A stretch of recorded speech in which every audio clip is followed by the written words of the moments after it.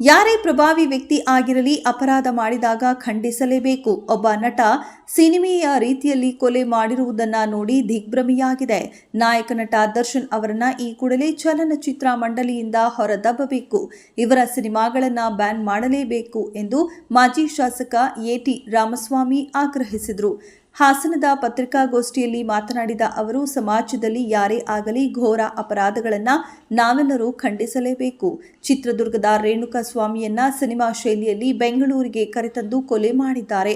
ಆ ನಟ ನಾಡಿನ ಕಲೆ, ಸಂಸ್ಕೃತಿ, ಸಂಪ್ರದಾಯವನ್ನ ಎತ್ತಿ ಹಿಡಿಯಬೇಕಿತ್ತು.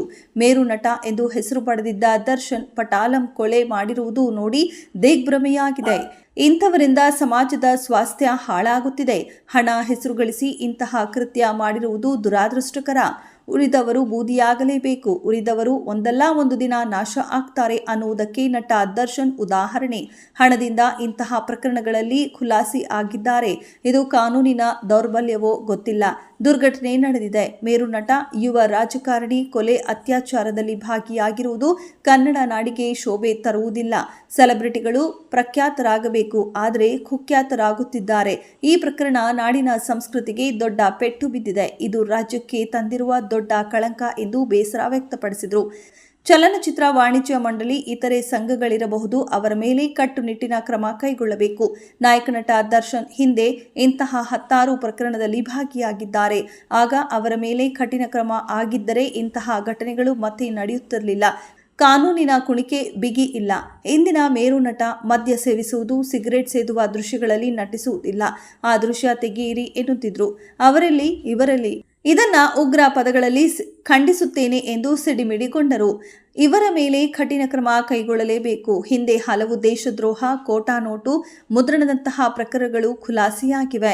ಸರ್ಕಾರ ಮತ್ತು ಇಲಾಖೆಗಳು ಕಾನೂನು ಕ್ರಮದ ಜೊತೆಗೆ ಎಷ್ಟು ಜನಕ್ಕೆ ಶಿಕ್ಷೆ ಆಯಿತು ಅನ್ನುವುದನ್ನು ಗಮನಿಸಬೇಕು.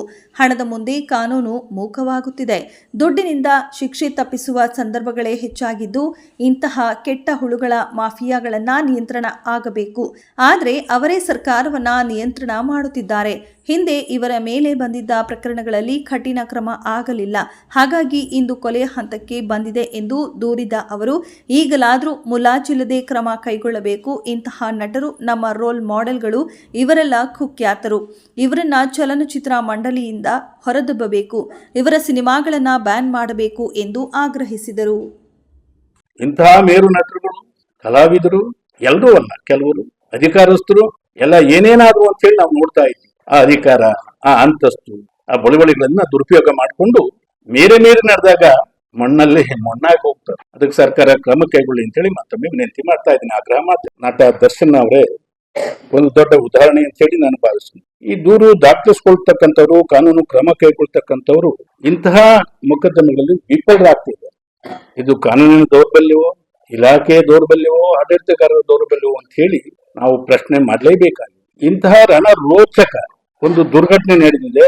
ಕೊಲೆಯಲ್ಲಿ ಮತ್ತು ಅತ್ಯಾಚಾರಗಳಲ್ಲಿ ಭಾಗಿಯಾಗ್ತಾ ಇರ್ತಕ್ಕಂಥದ್ದು ಇದು ಕನ್ನಡ ನಾಡಿಗೆ, ಕರ್ನಾಟಕಕ್ಕೆ ಶೋಭೆಯನ್ನ ತರ್ತಕ್ಕಂಥದ್ದಲ್ಲ ಅಂತಕ್ಕಂಥದ್ದು. ಆದ್ರೆ ಕುಖ್ಯಾತರಾಗ್ತಾ ಇರ್ತಕ್ಕಂಥದ್ದು ನಮ್ಮ ನಾಡಿನ ಸಂಸ್ಕೃತಿಗೆ ದೊಡ್ಡ ಪೆಟ್ಟು ಅಂತ ಹೇಳಿ ನಾನು ಭಾವಿಸ್ತಾ ಇದ್ದೀನಿ. ತಮ್ಗಳು ಆಗಲೇಬೇಕು. ಇದೇ ಮೊದಲೆಲ್ಲ ಅವರ ಘಟನೆ, ಇದು ಕೊಲೆ ಹಂತಕ್ಕೆ ಹೋಗಿದೆ.